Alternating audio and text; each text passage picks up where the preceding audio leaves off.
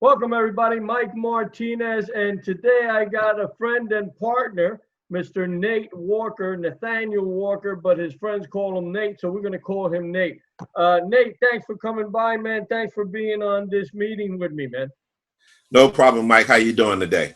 I'm doing fantastic. One of the things that, what we're going to be discussing today is the fact that our company is open and seeking out to help people train to be licensed and bonded public adjusters. Both myself and Nate are licensed and bonded public adjusters. I am in the state of New Jersey. Mr. Nate is in North Carolina. Now, Nate, you came from New Jersey. You're now in North Carolina. What do you see as far as the public adjusting business in North Carolina? Well, literally, it's a little known industry here. It's wide open because obviously everything has to carry property casualty insurance. And North Carolina is in the middle of a building boom. I mean, everywhere you look, there are subdivisions popping up, apartment complexes popping up, businesses, and each and every one of them need to carry that policy. And each and every one of those people are people who I can potentially help with my career path. Yeah. And you guys get a fair amount of storms. I think just a few years ago you had Matthew, and I mean, you get almost on a yearly basis, right? Well, yeah, the North Carolina coast is quite active during storm season, and as you know, the weather patterns have been changing to more severe here in recent history, with storms just popping up out of nowhere. Not only hurricane season, which starts in about 2 months, but also just storms in general. We'll have a storm watch open tonight, actually. Really? That's very interesting. Very interesting. So let me ask you this: as far as the economy is concerned, and as far as the public adjusting business, how that links together, is it a recession? Is it an industry that's affected by the economy and in one way or the other? No, not really, because North Carolina has many different ways to create an income. I'm here in near Research Triangle Park. The Triangle is Chapel Hill, Durham, and Raleigh. But in the middle is a technology park that's been there since the 60s, where a lot of companies like IBM and other companies have their headquarters. A lot of research, a lot of big pharmaceutical companies out there as well. And also, as you know, with industry, they bring people. And that's a big reason for the construction boom in the area. Not only to mention the fact that a lot of people are coming to Carolina to retire, because North Carolina has both mountains and ocean. Yeah, that's a beautiful thing, man. That's a beautiful thing. And I'll tell you, I don't know what the unemployment statistics are in the state of North Carolina. We went from what some people were saying was a decent economy to now having, well, 500,000 people in North Carolina filed for insurance in the unemployment insurance in the last 2 weeks. Right. So that became and what we're doing is we're actually offering people to take a look at what it is that we're offering, even on a part-time basis, because on a part-time basis you can make some really, really good money.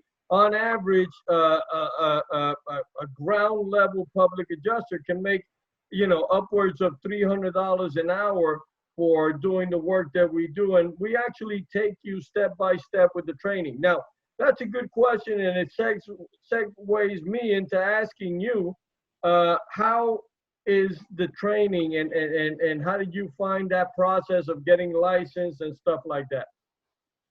Well, the licensing is pretty much up to you. You can go at your own pace. If it's important to you to get it done right away, you have that opportunity. If you're a person who's working a job and you only want to do it part-time, you can actually use this opportunity to sort of fill in the gaps, both financially and time-wise. And you control your own schedule, right? Right, Yeah, yeah. absolutely. So for anybody that's looking at this, this is the message, and this is what we want to convey to you. If you're looking at this and it sparked an interest, hey, you know what,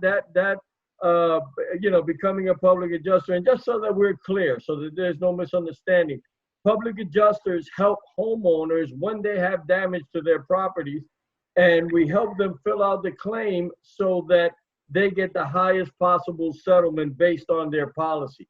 So we're not working for the insurance company. We're working for the homeowner to ensure that the insurance company pays them fairly.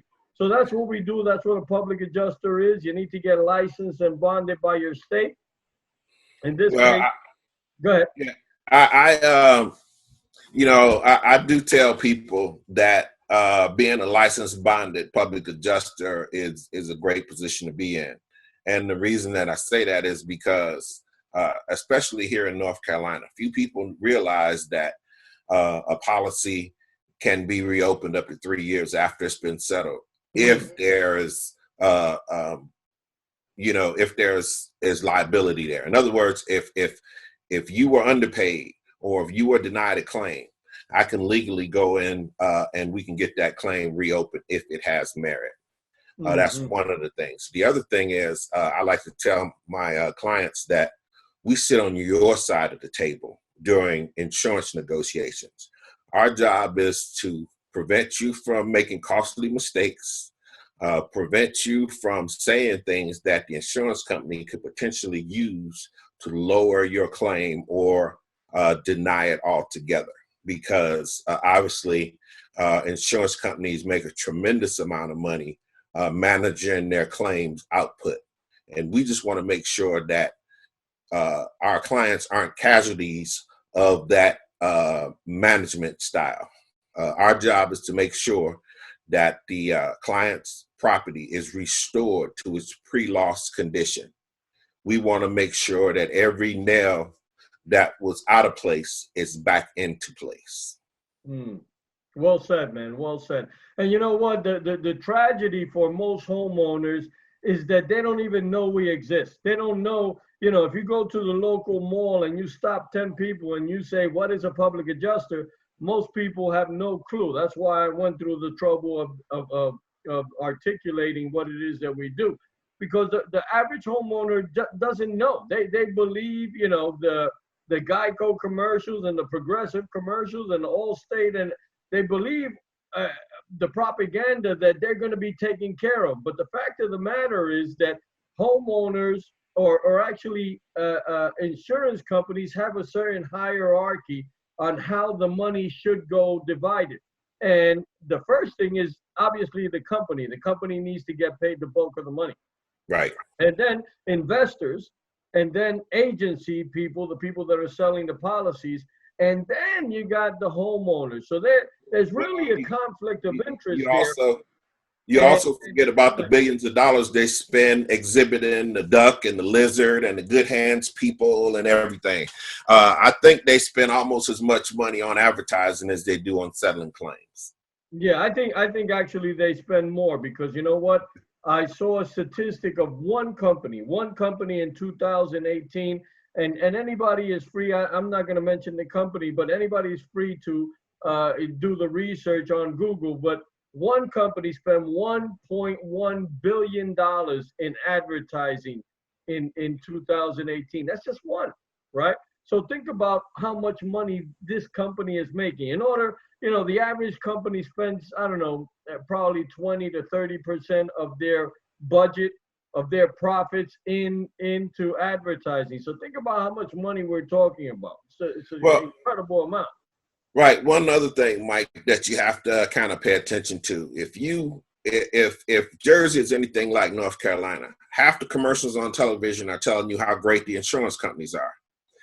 The other half of the commercials are people like us telling you how to protect yourself against the insurance companies. You got the slip and fall people, you got the auto accident people, and you've got us protecting people filing their homeowners claims. Right. You know, so if you look at it again, half the people are selling insurance, the other people are defending against the insurance companies. I mean, even all the way down to recently released prescription drugs. You know, a drug will come out this month, and 6 months later, you know, the ads are going to come up saying, we're representing, you know, against this particular drug, and this is what happened.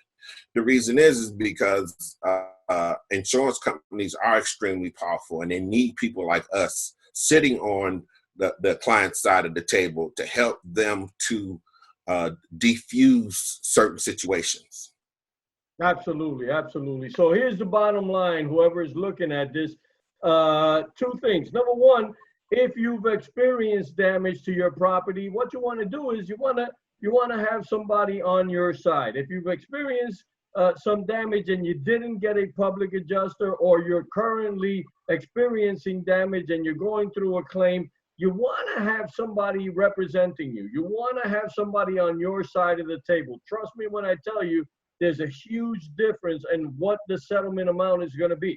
So if you are experiencing damage and you want representation, or you've experienced damage, like Nate said, in some cases up to 3 years, we need to verify everything, obviously, but in some cases up to 3 years, we go as far as 3 years to make sure that you get paid properly, get paid fairly.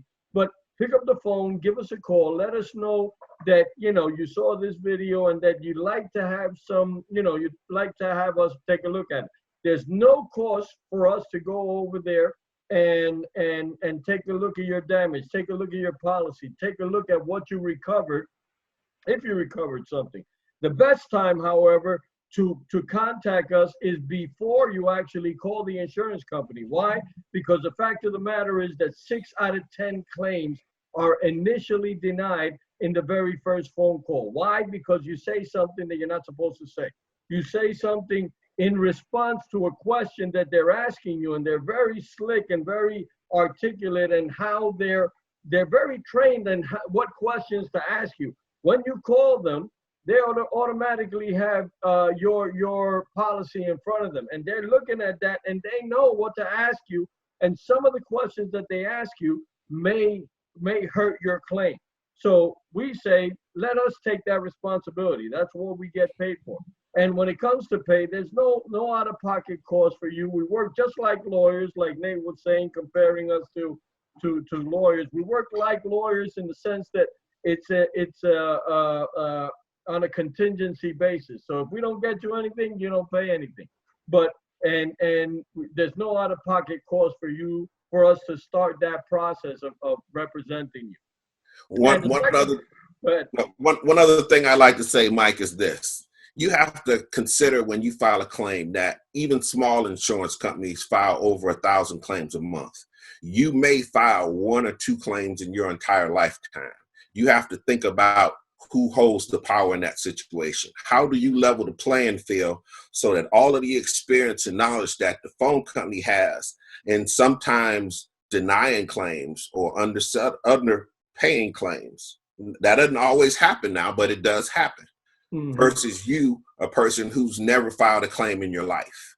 Yeah, you know, that's a great point. Especially when you've been brainwashed to believe that the insurance company adjuster works for you and not the insurance company. The insurance company adjuster works in the benefit of the insurance company, not in benefit of the policyholder. So you need someone on your side of the table that understands the language, that knows how to fight the good fight on your behalf, so that you're treated fairly. Because again, 1,000 to 1, that's not good odds. Right. They're much more familiar with the process, and you're not. And the second thing that I want to bring to you guys' attention is that we are aggressively hiring. We are aggressively taking people and training them to be public adjusters. And this is something that you could do on your schedule. It's something that you could do from home.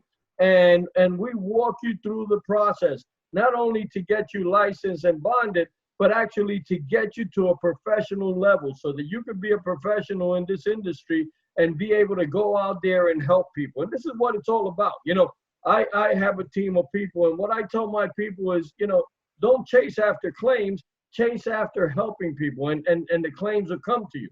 And that's the way it works, right? So if you're looking at this and it sparks an interest, number one, you may have a claim. Number two, wow, I didn't even know that I had the accessibility of becoming a public adjuster.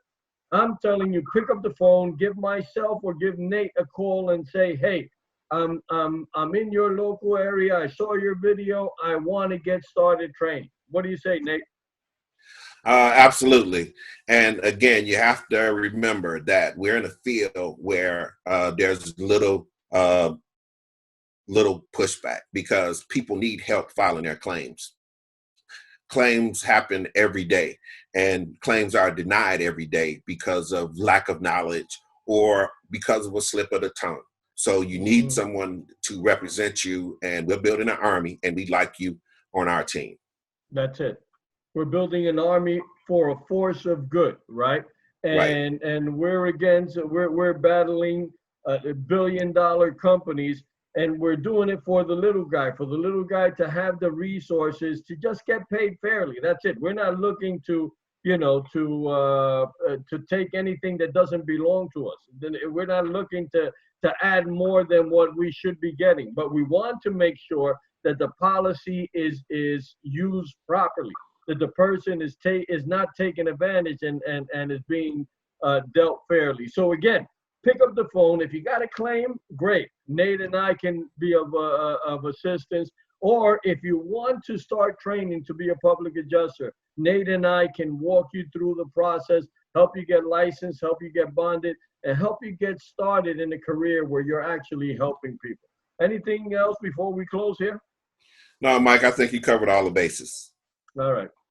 Nate, I want to thank you for being part of this Zoom meeting, but I also want to encourage whoever is out there. Nate has an incredible training, has an incredible way of taking people and walking them through the process. He's gone through the process and he understands it, and he knows how to help you get licensed, how to help you get bonded, how to help you start looking at policies, all that good stuff. Nate can be a tremendous resource, as I am myself. So pick up the phone, give us a call, let us know that you're ready to take a look. And that's all we're saying. Take a look, see if it makes sense. Until next time, thanks. Go ahead. And during this turbulent time, being an independent contractor, having control over your time and your finances is a plus, not a minus. Absolutely. You know, being able to go out and do business on your own without waiting for someone to take you by the hand and tell you that you're worth $10 an hour or $15 an hour.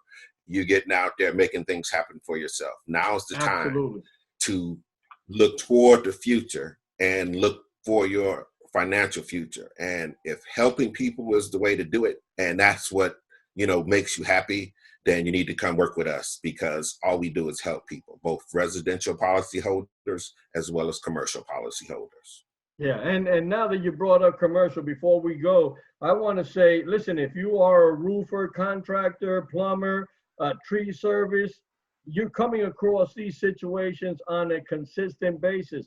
And this could just be an added income stream for you, a very passive income stream for you, because the bottom line is we can work together so that your clients are being paid for the damage that they're experiencing, damage that you are rectifying in one way or another. And again, it's an added income stream for you. So again, pick up the phone, give us a call, say, hey, how can I help grow my business, my income, my wealth through this idea? Nate, you done? Yep. All right, man. Thank you very much, Nate. I appreciate it. And again, if you're looking at this, pick up the phone, give us a call if you got a claim, or if you'd like to learn how you can become a public adjuster yourself. Until next time, we'll be speaking to you soon. Have a great day.